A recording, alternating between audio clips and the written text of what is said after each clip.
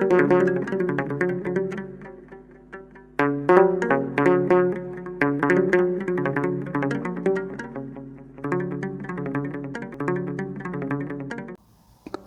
አብ ወወልድ ወመንፈስ ቅዱስ አሃዱ አምላክ አሜን። የተወዳችሁ በክርስቶስ ሰማያዊ በሆነ ስፍራ መንፈሳዊ በሆነ በረከት የተባረካችሁ በብዙ ፍቅሩ፣ ደግነቱ፣ ምሕረቱ በሕይወት በጤና የቆማችሁ ቸርነቱ የሚያኖራችሁ እግዚአብሔር ብሩካን ጌታችን መስቀል ላይ ተሰቅሎ ዕዳ የከፈለለት የዳነ ሕዝብ ያረጋችሁ የእግዚአብሔር ልጆች ተብለን እንድንጠራ አብ እንዲህ ያለውን ፍቅር የሰጣችሁ የመንፈስ ቅዱስ ማኅተም ተቀበላችሁ የቅዱሳን ቤተሰቦች የሆናችሁ የድንግል ልጆች ሁላችሁ እንደምን ቆያችሁ? ሁሉን የሚችል አምላክ መድኃኒት ኢየሱስ ክርስቶስ ለዘላለም የተወደደና የተመሰገነ ይሁን። እግዚአብሔር ብሩካን ትናንትና አንዲት እናት እንግዳ አምጥቻለሁ። ለ4 ቀን 5 ቀን ለሚሆን ጊዜ በዚህ በኦክሲጅን ማሽን ይዛ የምትኖር እናት ነች። አጋጣሚው ድሆችን ከድሆች ጋር የማገናኘት ስራ ስንሰራ ሴት ስንመለከት ትንሽ ድጋፍ ይፈልጋል። በሰብሰብ ብለን ብናግዛት ብለን ነውና 1 4 5 6 ሰዎች ሆነን ትናንት 2 ሰዎች መጥተዋል። ማሳሰቢያውን ሰምተው ብናግዛት ኦክሲጅንም እየሰጠን የገዛች ልጆቿንም እየመገበች ትንሽ ከባድ ነው እና ደግሞ የምትኖረው አዲስ አበባ ውስጥ አይደለም ክፍለ ሀገር ስለሆነ ትንሽ አስቸጋሪ ነው። ኦክሲጅን አዲስ አበባ ራሱ ብዙ ሰልፍ ተይዞ ነው የሚገዛውና እሱ ነገር ስላለ እንድናግዛት ነው። የ9114138 ስልኬ ላይ አሳውቁኝ። እግዚአብሔር እናንተን ዘራችሁን ይባርክ። ዛሬ መጽሐፍ ቅዱስ የሚነግረን አስገራሚ ነገር ነው። መንፈስ ቅዱስ የሚያስረዳን መጽሐፍ ዘፍጥረት መጽሐፍ ላይ ምዕራፍ 46 ቁጥር 5 ላይ ያዕቆብም ከቤርሳቤ ተነሳ፣ የእስራኤልም ልጆች ያዕቆብን ይወስዱ ዘንድ ፈርዖን በሰደዳቸው ሰረገሎች አባታቸውን ያዕቆብን ሕፃናት ሴቶቻቸውን ሁሉ አስቀምጡ የሚለውን ሐሳብ ነው የእግዚአብሔር ቃል። ጠቢቡ ሰሎሞን ሳላቅ ነፍሴ በከበረ ሰረገላ ላይ ያስቀመጠችኝ ይላል። ከላይ ከእግዚአብሔር የሆነ ክብር ሳይታወቅ ይመጣል፣ ሳይታሰብ ይመጣል። ከሱ ከሰማይ የሆነ ጉብኝት ወደ ሰው ልጆች ሳይታሰብ ይመጣል። እግዚአብሔርን የሚያምኑ ተስፋ የሚያደርጉት በመንገዱ የሚሄዱ ሰዎች የሆነ ቀን አላቸው። ያቺ የተባረከች ቀን እስክትመጣ ድረስ ይታገሳሉ፣ ይጠብቃሉ። አባት ያዕቆብ ሁላችሁም እንደምታውቁት ሕይወቱ ሰልፍ የነበረበት ሰው ነበረ። ብርቱ ትግል ነበረበት። የመጀመሪያ ትግሉ ከራሱ ጋር ነበር፣ ከማንነቱ ጋር። ትልቁ ጦርነት ሰው ከራሱ ጋር የሚያደርገው ጦርነት ነው።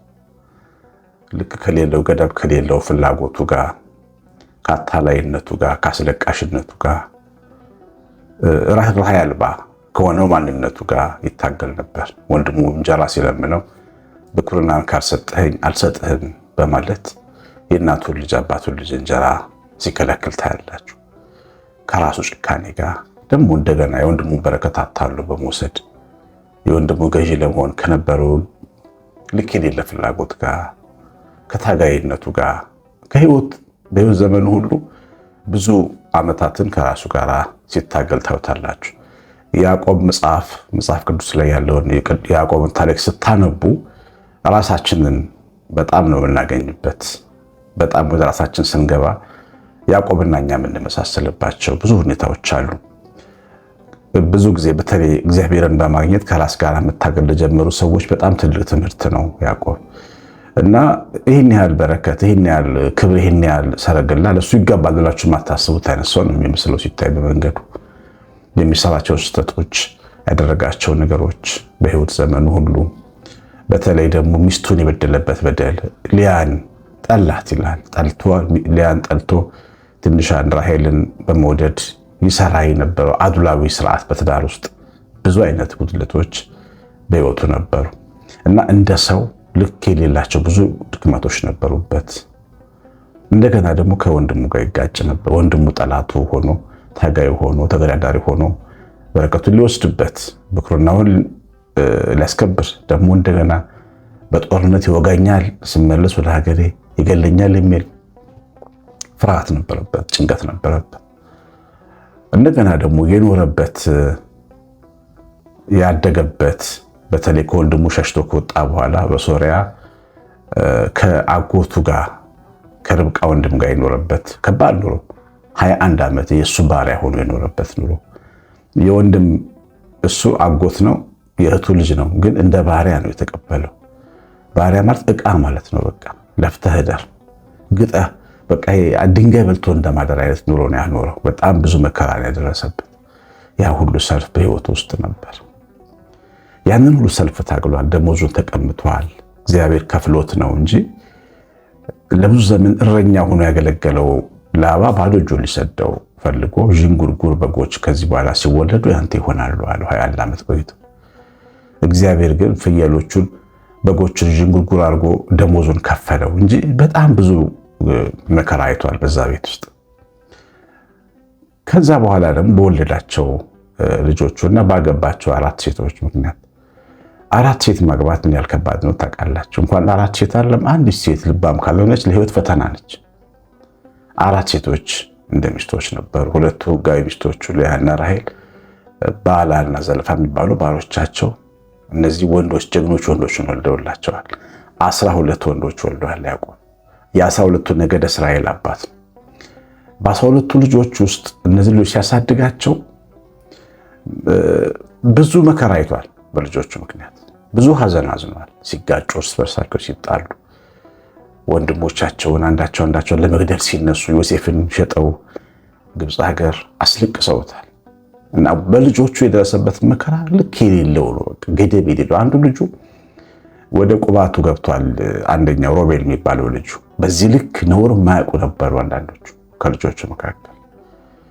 እና ይህን ሁሉ መከራ አይቷል። ይህ ሰው መቼም ይህን ሁሉ መከራ ያየ ሰው በቃ ዘመኔን ሁሉ በጨለማ ጨርሳለሁ ብሎ ነው የሚያስበው አይደል? እድሜ ያለቀ በቃ እኔ ምን ኑሮ ነው ይሄ እያለ እያማረረ ሊኖር ነው የሚገደደው። እንደዚሁ አይነት ኑሮ የኖሩ እናቶች አባቶች ነበሩን። እንደዚህ አይነት ኑሮ የሚኖሩ ዛሬም ሰዎች አሉ።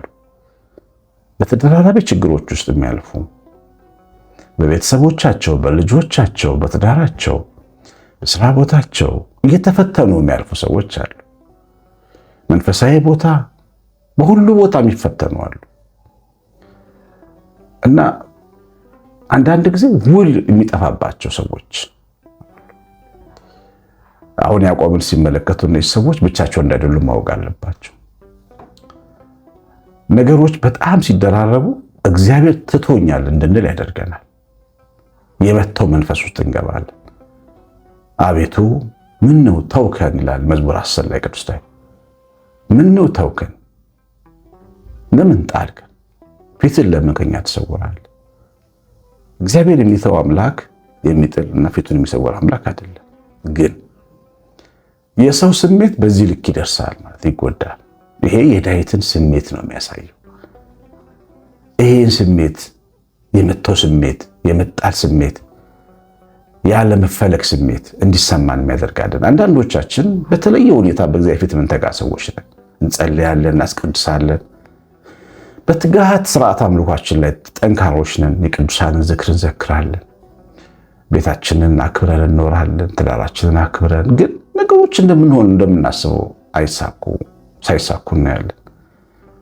እና ይሄ ነገር ምንድነው የበደልኩት እንላለን። እንደውም አሁን ዝም ብዬ ስመለከት ሰዎች እንደዚህ አይነት ነገር ሲደራረብባቸው ይሄ አስማት ተደርጎብሃል፣ መተት ተደርጎብሃል፣ ተሰርቶብሃል ወደሚሉት ይሄዳሉ ማለት ነው። ሰው ግራ ሲገባው ማይሄድበት ቦታ የለም። እነዛ ሰዎች ደግሞ አይምሮቻቸውን ያበላሿቸዋል። በቃ እምነታቸው እንዲጠፋ ይሰራሉ። እንትን ተጥሎብህ ነበር፣ በዚህ ቀን እንደዚህ አድርገውብህ ነበር። ይሄ አይምሮ እንደ ውቅያኖስ ነው፣ እንደ ትልቅ ውቅያኖስ ነው የኛ አይምሮ። ከትልቅ ውቅያኖስ የሰፋ ነው የኛ አይምሮ። ጸጥ ማለት አለበት ጀላው በሰላም እንዲሄድ። አይምሮ ሲረበሽ ግን ኑሮ ይረበሻል።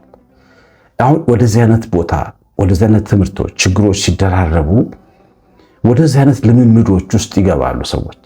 በቃ ተደርጎብኛል ድግምትን ማጥፊያ ምንድነው ማረጋው ሲሉ ደግሞ አንድ አባት አሉ፣ በጣም ጥሩ አባት፣ እንዲህ ፍቱን መድኃኒት ይሸጣሉ ብለው የሚመሩ ሰዎች ጋር ይሄዳሉ።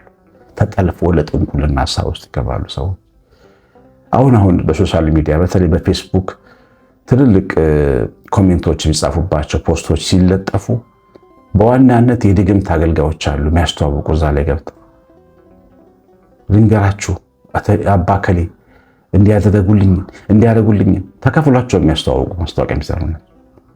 ስለዚህ እነዚህ ግራ የገባቸው ሰዎች ቅድም ያልኳቸው ችግሮች የሚደራረቡባቸው ሰዎች ችግር መፍትሄ ፍለጋ መንገድ ይስታሉ።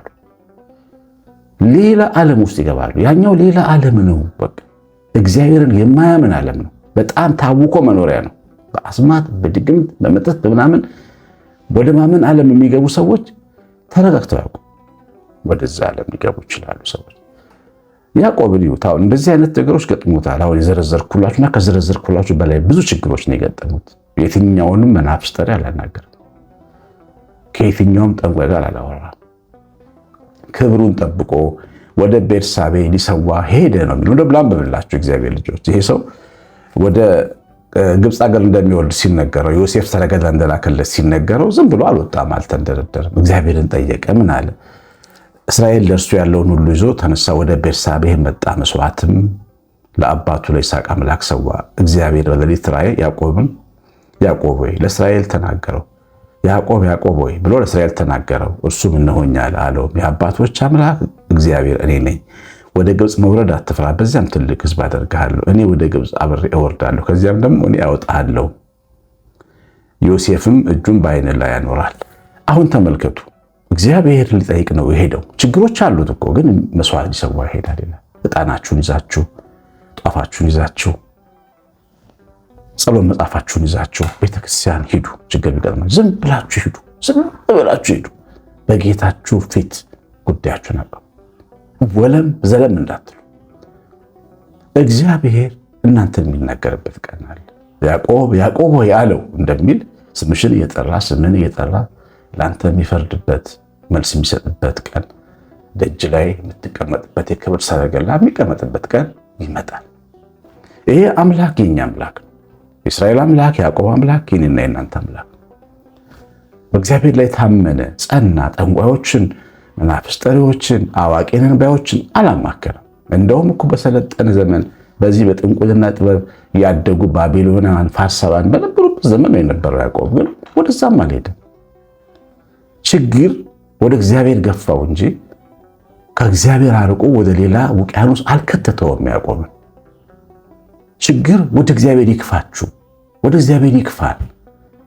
አንድ ነገር ሲገጥመን ወደ አምላካችን ከሱ ጋር ተነጋገሩ። ከሱ ጋር እስኪፈድላችሁ ድረስ ታግሳችሁ ሌላ ዓለም ሌላ ቦታ እንዳትሄዱ፣ በስውርም በግልጽ እግዚአብሔር ልጅ እና ያዕቆብ ይህን ካደረገ በኋላ ሰረገላ ላይ ተቀመጠ። ያ ገበሬ ነበረ፣ ያ እረኛ ነበረ። ጠጋ ብትሉት እኮ በግ የሚሸት ሰው በፈርዖን ሰረገላ በሽቶ በሚታጠብ ሰረገላ ላይ ተቀመጠ ይላል ከነ ልጆቹ። ሳታውቅ ነፍሴ በከበረ ሰረገላ ላይ አስቀመጠችኝ እንዳለ ሰረገላ ደጃችን ላይ የሚቆምበት ቀን ይመጣል። ለስንቶቻችን መጥቷል። ለስንቶቻችን የተሻገርንበት መንገድ ምንጣፍ ተዘርግቶልን ካላሰብነው ነገር ይወጣል። ብዙ ሰዎች አለን እዚህ ውስጥ ከኔ ጀምሮ። የሆነው ያሰብነው አይደለም፣ ያላሰብነው ነው። የሐዘን ደጃችንን ስንከፍት በራችን ላይ ሰረገላ አግኝተናል። የክብር ሰረገላ። እግዚአብሔር ታማኝ ነው፣ ሁሉንም ይጎበኛል። ሁሉንም በቀኑ ነገርን ሁሉ በጊዜው ውብ አድርጎ ይሰራል። እግዚአብሔር ታማኝ ነው። እግዚአብሔር የችግሮች መደራረብ፣ የሁኔታዎች መወሳሰብ እናንተና እግዚአብሔር ያላችሁ ነገር አይለውጠው። ይልቁንም እግዚአብሔርን በጣም እንድትወዱት ልባችሁን እንደ ከሰል ያነድላችኋል። ያ ችግር ባይገጥመን እኛ ምን ልንሆን እንደምንችል ሳስበው እገረማለሁ። በልጅነቴ በጣም ከባድ ችግር አሳልፌያለሁ። የሚገርመው ሳስበው አንዳንዴ ማሰብ ማልፈልጋቸው ችግሮች ተጋፍጫለሁ። ሳድግ ግን እግዚአብሔርን ያ ችግር እንዳገኘው ስለረዳኝ እንደ በረከት የምቆጥረዋለሁ። ምንም ያልሆነ ሰው የተመቸው ሰው በሆነስ ብዬ ራሴን ስጠይቅ እግዚአብሔር በዚህ ልክ ይጣፍጠኝ ነበር ወይ? እጁ ይገባኝ ነበር ወይ? ጉብኝቱ ይገባኝ ነበር ወይ ይላል። ችግር ለቅዱሳን በረከት ነው። ያማል፣ ያስምጣል፣ ያናድዳል፣ ግን በረከት ነው። ብርቱን ጨለማ ሲያልፍ ብርቱ ንጋት ነው፣ ብርቱ ቀን ነው። እግዚአብሔር ልጆች ጠንካሮች አይታችኋል። ሰውነታችን ላይ ትንሽ እሳት የነካው አካል ካላችሁ፣ ጠባሳ ካለባችሁ ሲነኩት ያን ጠባሳ ጠንካራ ነው። እሳት የነካው ካልነካው ጠንካራ ነው። አንተ ካልተቸገሩ ሰው በላይ ጠንካራ ነው። እህቴ አንቺም እንደዚህ።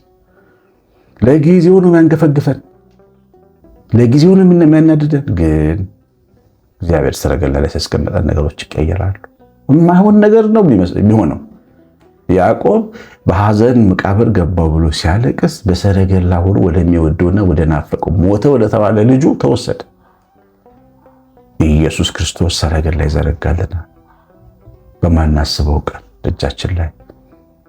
ሞተ ወዳልነው ረሳን ወዳልነው አምላካችን ይዞን ሄደ። ሞተ ወዳልነው ወደ ኢየሱስ ይዞን ሄደ። ወደሱ የፍቅር ዓለም ይከተናል። ረዳኸኝ፣ አገዝከኝ፣ ጎበኘኸኝ፣ እንባዬን አበስክ ወደ ማለት ያመጣናል። ያዕቆብ አምላክ ያው ነው። ያ የትናንቱ አምላክ ነው። ዛሬ ደግሞ የልጆቻችንም አምላክ ነው። የዘመን ሁሉ አምላክ ነው። ክብር ምስጋና ይገባው እና ሳታውቅ ነፍስህ በከበረ ሰረገላ ላይ የምትቀመጥበት ቀን አለ። እህቴ ሳታውቂ ይሄን ነው። የእግዚአብሔርን ስራ ማንም አያውቅም። የሚታወቀው አንድ ነገር ብቻ ነው። እግዚአብሔር መልካም፣ እግዚአብሔር መልካም፣ ጌታችን መልካም ነው። ስሙ የተወደደ የተመሰገነ ይሁን። የእግዚአብሔር ቸርነት፣ የጌታችን የኢየሱስ ጸጋ፣ በረከት፣ ብርሃን፣ የእመቤታችን በረከት፣ የመላእክት ጥበቃ አብሮን ይሁን። በትምህርቱ ላይ ያላችሁን ሐሳብ አስተያየት ጽፋችሁ ደግሞ ላይክ በተን ተጭናችሁ ውጡ። ያሳሰብኳችሁን የእኛን ባለ ኦክሲጅን እናት ማሳሰቢያ እንዳትረሱ። ቀሲስ አሸናፊ ገብረ ማርያም ነኝ። ሰላም